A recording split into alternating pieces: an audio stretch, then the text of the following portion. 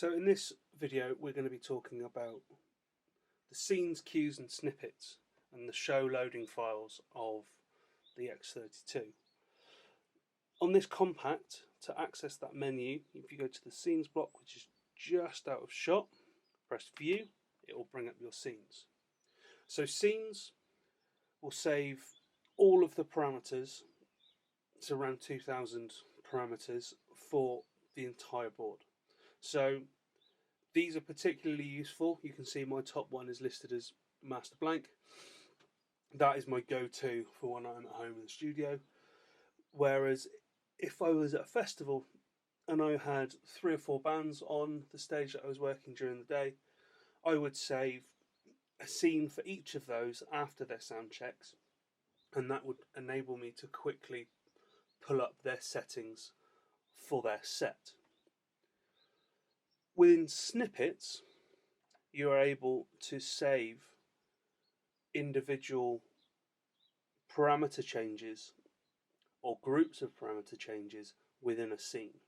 So this is particularly useful if one of those bands had a rolling cast of members or they were changing to lots of different instruments.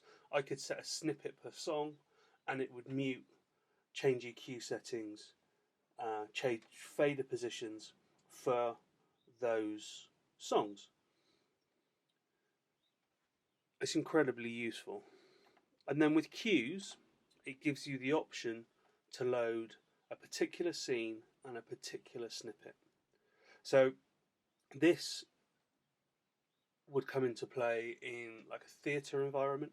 So if you had a scene set up for just talking and a scene set up for sort of the live music, I don't know, I don't really do a lot of theatre sound. So if you had those two options available, you may want to have a scene set up for each of those, and then with each of those have a snippet set up for various different situations, and then you can have your cues listed here, which is your scene and your snippet to load. One thing to be careful of, that as you load cues, it'll reload the scene. So if you've made any changes to anything within EQ for a particular channel, or you've changed any of the main compression settings or anything like that within your scene, it will reset them if you haven't saved them. So you have to be particularly diligent.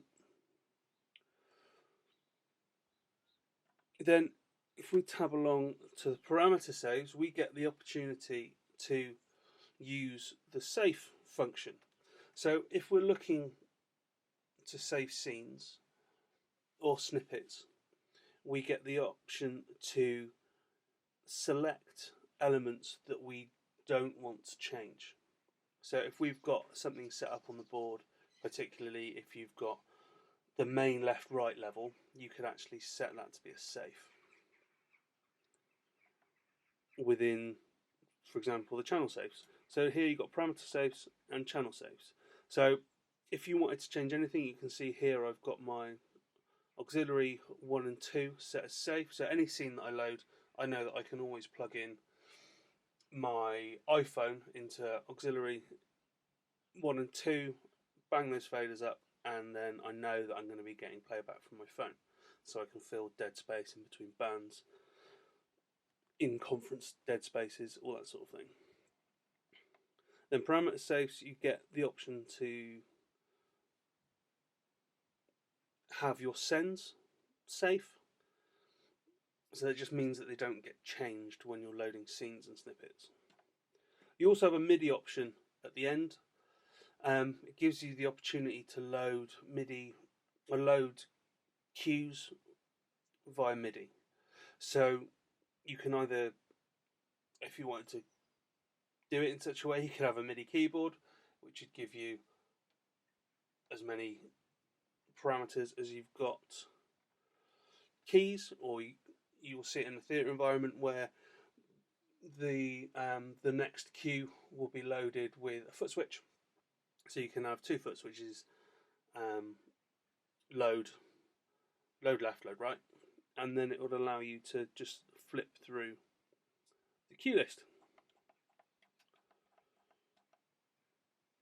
One thing to be careful of, another thing to be careful of with cues is that it loads the scene and then it loads the snippet.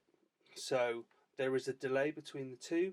So if you're loading a new scene and then you're loading a snippet which is heavily muting lots of channels, you will get a blip of sound. So you need to be careful when loading those. I tend to have all of my scenes saved with the channels muted. It's just something I do, especially if I'm changing scenes in a live environment. It could mean that you can get all sorts of feedback and squealing problems when flicking between scenes. And with the buttons, so I'm just going to move the camera down, so the physical buttons on the board, that's seamless. You have an option, so when we're viewing those scenes, you can go next, and then I can just load the scene. So if I wanted to load that scene, it gives you the option, and then you use these buttons here to confirm it. So the view button also has some options. So if we go into setup, let's move the camera back up.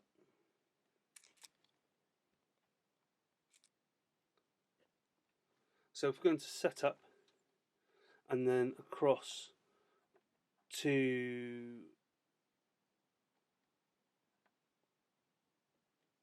not remote, definitely not that far along.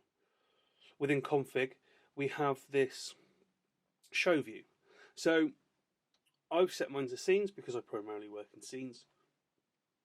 Then you can have it set to cues. So if I set that to cues and then I went to view, the first thing that pops up is cues.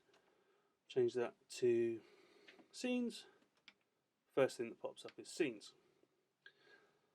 And that gives you a little bit more functionality when you're looking at those. Scenes and snippets, hugely useful.